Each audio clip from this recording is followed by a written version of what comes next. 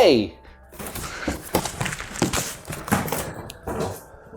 Welcome to my new garage, aka my future epic workspace. I know it's not much to look at right now, but I have taken a major stride thanks to this. This is the xTool S1, a 40-watt diode laser cutter with some really interesting tricks up its sleeve, including the ability to laser engrave screens for screen printing. That's something I've never heard of before, and it sounded really interesting, so I'm super eager to try it out, and that's what we're gonna do in today's video. So let's get right into it. This video is sponsored in part by 𝐒𝐤𝐬𝐬𝐭. Stick around to learn more.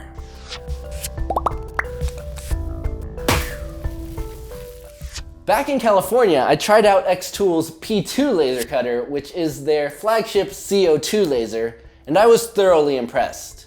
CO2 lasers are known for being very capable and powerful, and the P2 lived up to that hype. But diode lasers have seemingly been catching up over the last few years with new advances in combining lasers to create a single strong beam, like the 40-watt output of this S1. All without the extra hassle of liquid cooling and aligning mirrors that CO2 lasers come with. They're also more affordable, with this S1 selling at nearly half the price of the P2. So I figured it was worth trying out. Full disclosure, xTool did send me the S1 laser cutter and several accessories free of charge so that I can make this video for you. But my commitment is always to you, the viewers, first and foremost. And my aim here is to share my unfiltered and honest experience and opinions with this machine.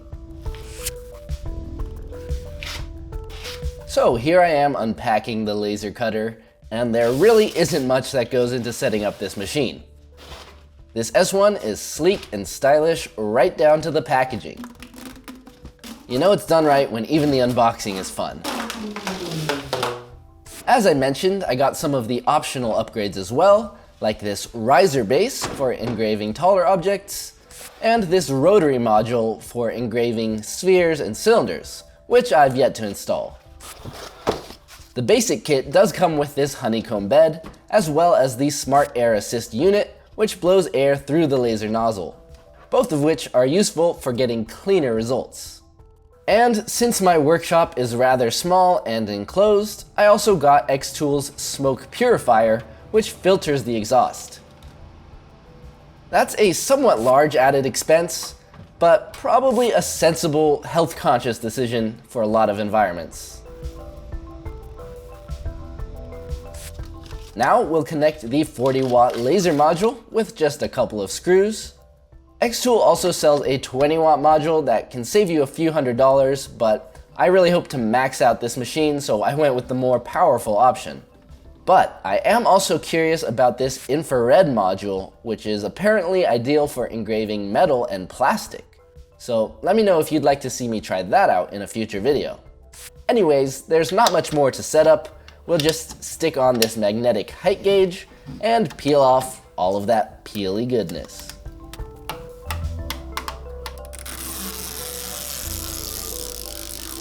Of course, there's also the standalone screen printer, which is the culmination of this video, but the S1 comes with a fun kit of various materials that I just had to try out.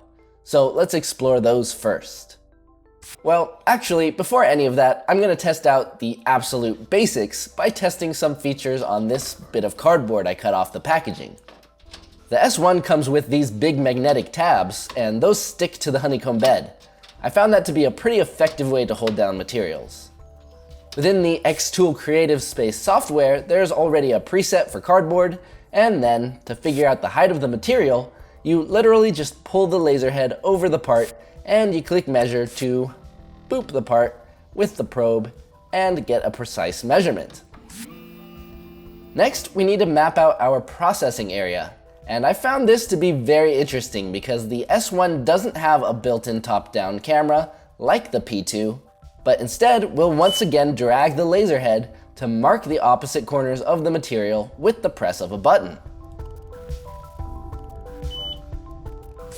While this doesn't seem as fancy as a camera, the direct feedback between the machine and the software arguably makes this a more accurate method of capturing the area you want to cut or engrave. As with the other xTool laser cutters, this S1 is compatible with the popular Lightburn software, but I've also found that their proprietary xTool Creative Suite here handles everything I want to do quite easily. So I prepped my design, sent that to the machine, and in just over 3 minutes, I had this nice, clean engraving. Now onto some more exciting materials. I was super intrigued by this stainless steel charm, so I immediately threw that onto the bed, just sliding this cardboard underneath to make it easier to mark the boundary. For circular objects like this, that's done by simply marking 3 points around the circumference. Again, I just applied the default settings the software has for stainless steel, and I let the S1 do its thing.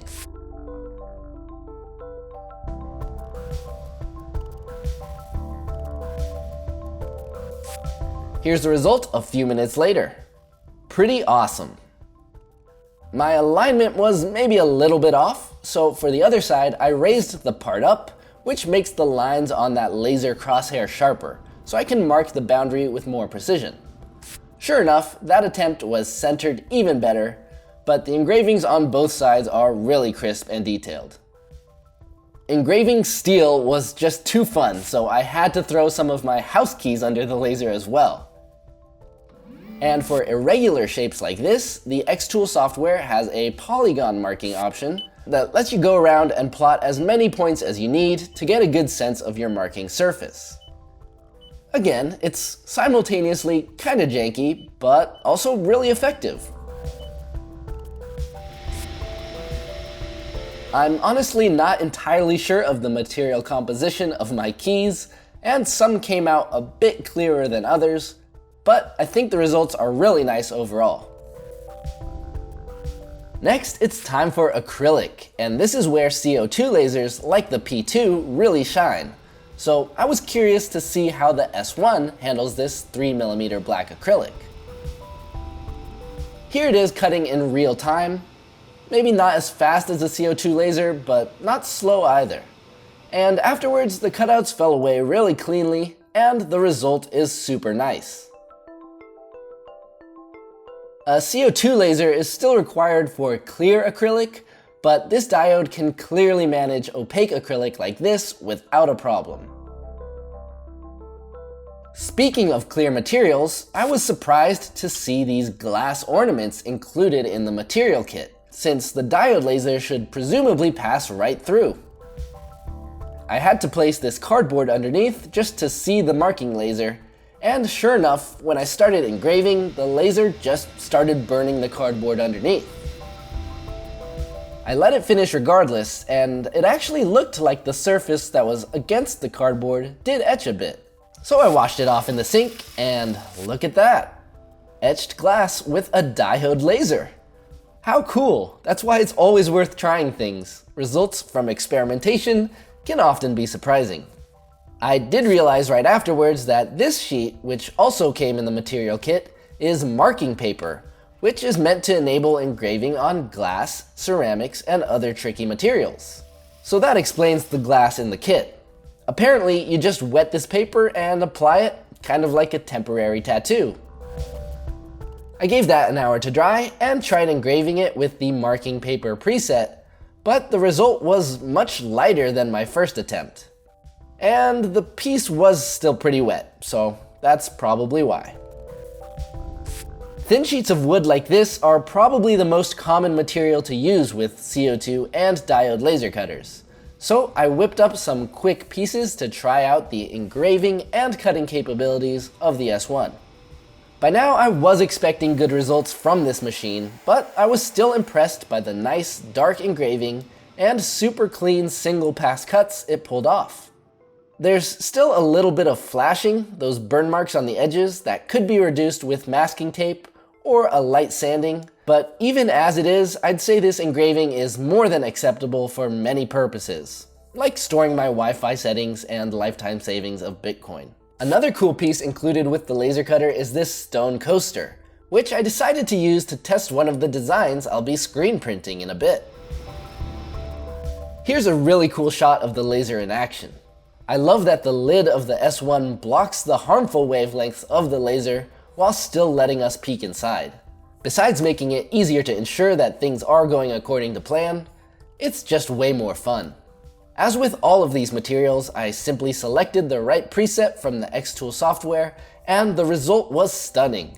Even the thinnest lines in this design came out perfectly clear, and the contrast on this slate is fantastic. The final test material that came with my S1 was this piece of faux leather, but I still haven't decided what to make with it, so leave a comment if you have any fun ideas. For now, I was way too eager to do some laser screen printing, so let's get to that right after this. So you've probably already heard of KiwiCo. You know those cool subscription crates that help kids learn and grow. But here's something that might be news to you. They make those things for babies, teens, and us grown-ups too. And that's cool. Thank you. Thank you. And thanks to KiwiCo for sponsoring today's video. My nephew just turned 2 years old, and I got to fulfill my cool uncle duties by gifting him KiwiCo's Let's Play crate for his birthday. The open-ended stacking shapes are great for encouraging his imagination, and he loves to pretend that they're cake. On top of that, I treated myself to this Eureka crate, which came with everything I needed to build this ukulele, including the most adorable screwdriver I've ever seen.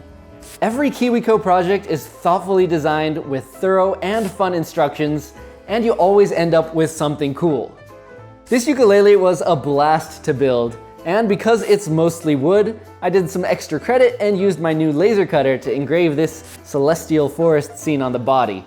So you could say that this crate really inspired me.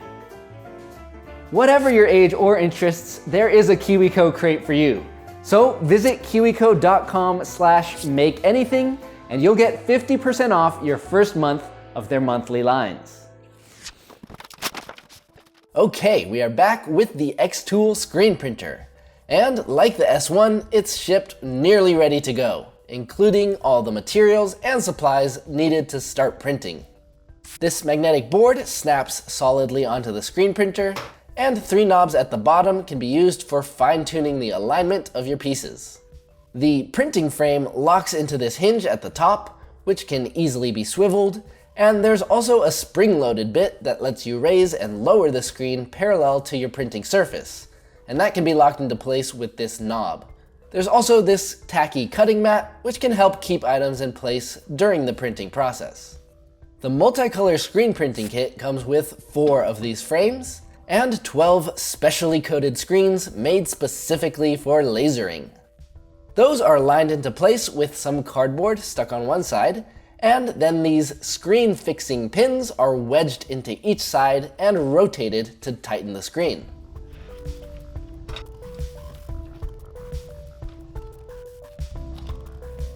Next, we'll flip these toggles to fully lock the screen down and further tighten it. Once we've removed that cardboard, you can tell that the screen is really nice and taut. The top screen did apparently suffer a bit of damage during shipping, so I'm just gonna use that for my first test cut. Now, one thing that makes this system a potential game changer is this alignment piece that screws directly onto the frame of the S1 laser cutter. That interfaces with the screen printing frames so that they can be consistently placed in the exact same position, which should make it much easier to create multiple aligned screens for each color of a multicolor print.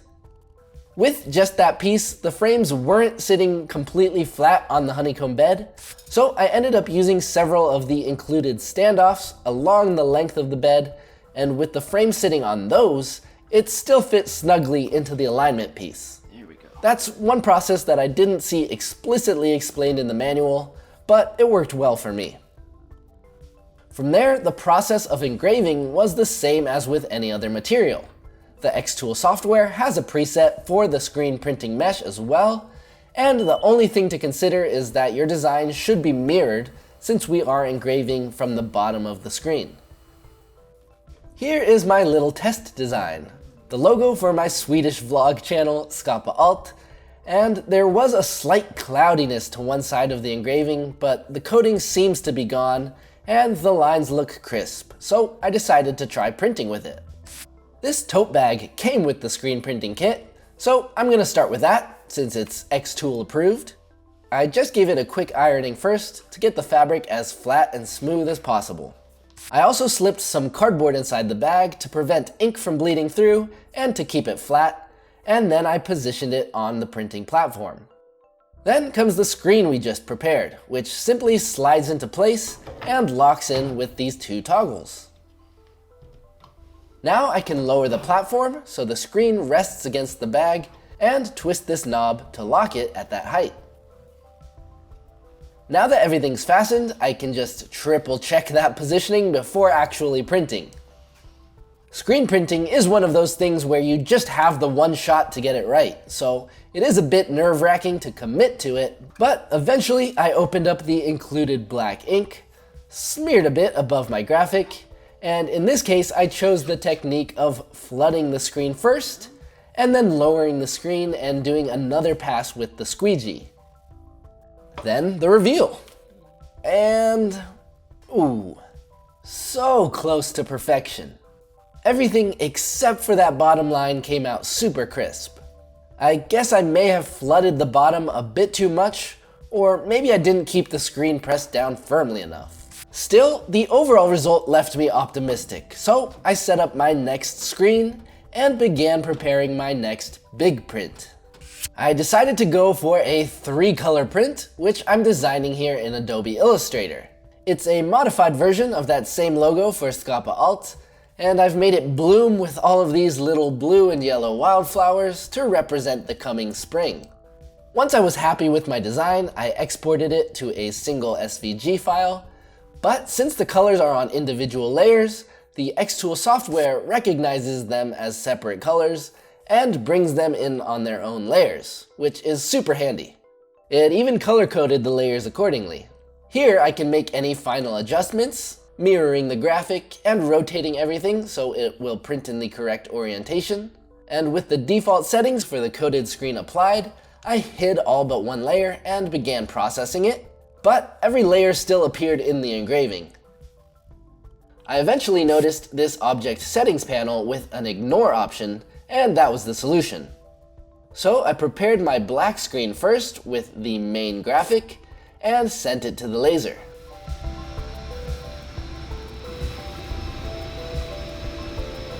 After 1 hour and 5 minutes, I had my first screen. Now I can just swap in the next screen, change which color I'll engrave, and laser the other 2 colors. The idea here is that everything is precisely positioned within the software and with the physical alignment tools, so that each color will print in the exact same place as the last. Again, there did seem to be some cloudy residue left behind from the laser process, and I don't know if that would affect anything, but to be safe, I used a blower to dust off my screens. This design has some really thin lines, so it was tough to tell if the engraving went all the way through, but overall it looked like all the tiny details were captured, so I went ahead with printing. I installed the first screen and began aligning my tote bag, and my initial plan was to hold the bag in place with these little clamps, but those were interfering with the frame. Binder clips would probably have been ideal here, but I didn't have any on hand, so instead I decided to try out the included cutting mat with its slightly tacky surface. Hopefully that's enough to keep the bag from moving around between prints. Alright, I got my paints out, the spatula, and the squeegee, and for this first print I'll just be using black, which I was apparently supposed to shake well. Maybe that's why my first print came out a bit sloppy. Anyways, it's go time. I put down what I hoped would be a sufficient amount of ink, and once again pre-flooded the screen before pressing it down and doing another few passes with the squeegee. When I lifted the screen, I noticed that some parts didn't get inked, So I put the screen back down and really pressed through on the left side to try to get the ink through, but there were still some unprinted portions. Well, luckily with my organic design, some imperfections didn't look too out of place, so for the time being I decided to push forward and add the next two colors. First, I'll use my heat gun from a distance to dry that first pass of ink, and that mostly worked except that it caused my cardboard insert to warp.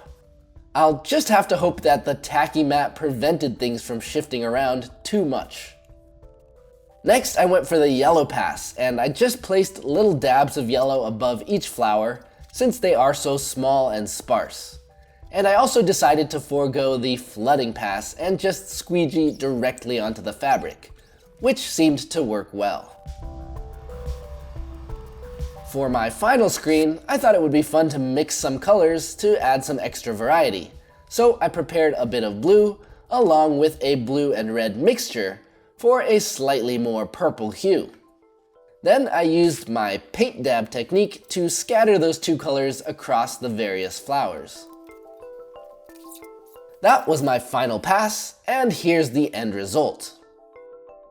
It's definitely not perfect, with some areas a bit over-inked and other parts that didn't fully print, but despite that, I still think that the overall result is a pretty nice piece of art.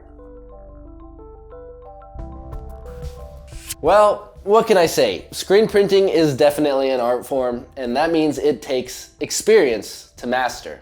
I do think most of the imperfections on this print here were a result of my technique, rather than the system itself here. Despite the cardboard warping from my heat gun, I do think the alignment is still pretty good, but some binder clips to hold the bag down to the platform definitely would have helped me get that perfect. Also, I really should have included equally thin and delicate details on my test screen before going on to this big print, because small elements like that do typically require different power settings from the laser cutter. I think I just got a little too confident after all of the other materials engraved so well using the default settings. Anyways, I wouldn't really call this bag a failure. If anything, those slight imperfections just add to the natural, artistic feel of it. But I also didn't want to finish this video with any uncertainty, so I decided I would give screen printing one more shot. Before salvaging my screen, I did have to do some cleanup, and I was pleasantly surprised by how easy that was.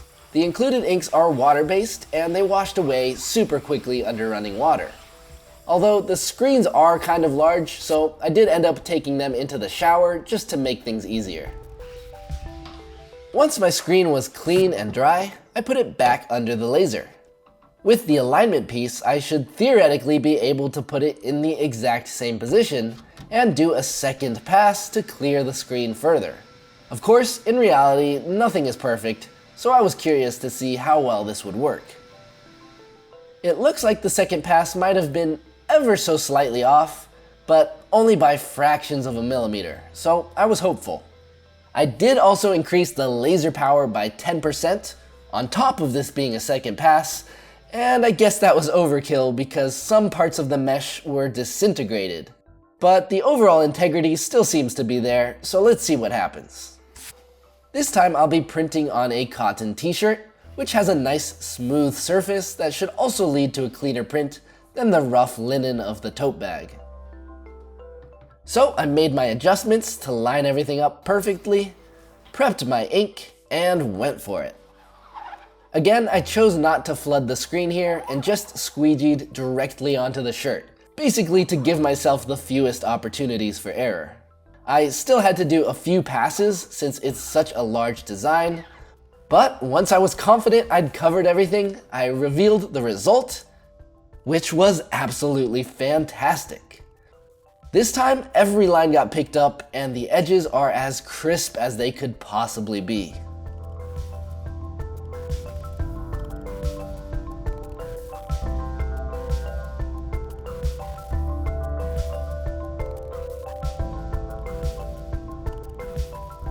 Finally, the perfect print I was after. I could not ask for a cleaner result. I did decide to leave this as a one color print because I'm still a little bit scared of ruining a nice t-shirt, I have come to appreciate the art of screen printing more throughout this process. There's definitely a level of skill and finesse that's required to get really nice prints. But I do think the system that xTool has created here gives us makers the best chance of getting things right.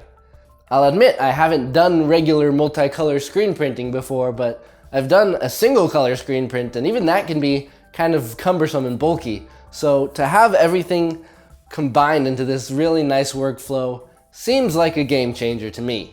Just the fact that you can keep everything so controlled and aligned from within the software to the laser cutter, all the way to the screen printer itself, I think that's pretty amazing and brilliant. Also, beyond the screen printing side of things, the S1 laser cutter here is clearly a very capable machine that can handle all kinds of different materials with ease, and it's done really well with everything I've thrown at it so far. With how powerful and versatile this machine is, I would definitely consider it over a CO2 laser as a hobbyist or small business owner. It's easier to maintain, it's half the price, and it's just so easy to use. With that said, I've just gotten started. There's still features I need to try out, and I want to put more hours on this machine to see how it really handles in the long run. But so far, I'm impressed and I'm having fun. As always, I'd love to hear from you as well, so let me know your thoughts on this machine in the comments, especially if you have experience with screen printing.